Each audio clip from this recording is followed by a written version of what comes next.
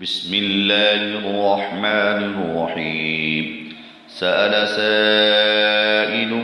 بعذاب واقع للكافرين ليس له دافع من الله ذي المعارج. تعرج الملائكة والروح إليه في يوم كان مقداره 50,000 سنة فاصبر صبرا جميلا إنهم يرونه بعيدا ونراه قريبا يوم تكون السماء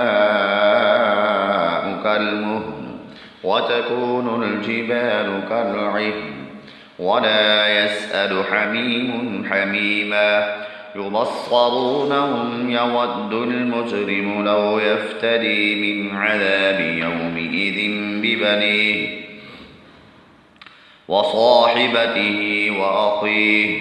وفصيلته التي تؤويه ومن في الأرض جميعا ثم ينجيه كلا إنها لظى نزاعة للشوى تدعو من أدبر وتولى وجمع فأوعى إن الإنسان خلق هلوعا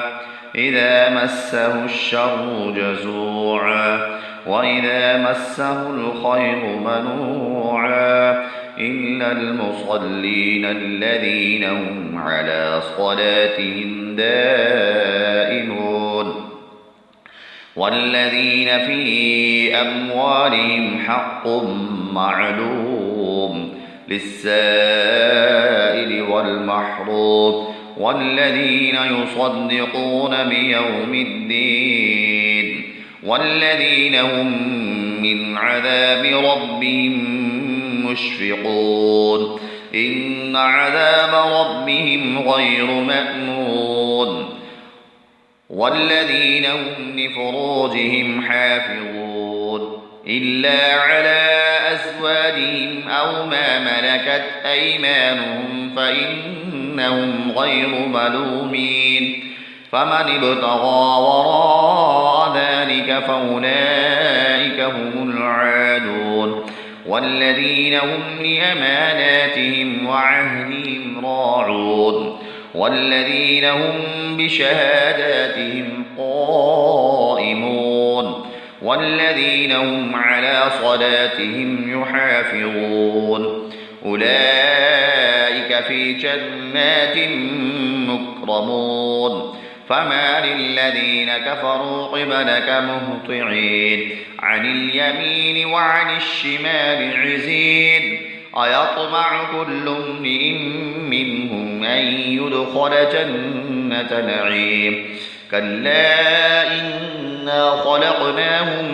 مما يعلمون فلا أقسم برب المشارق والمغارب إنا لقادرون على أن نبدل خيرا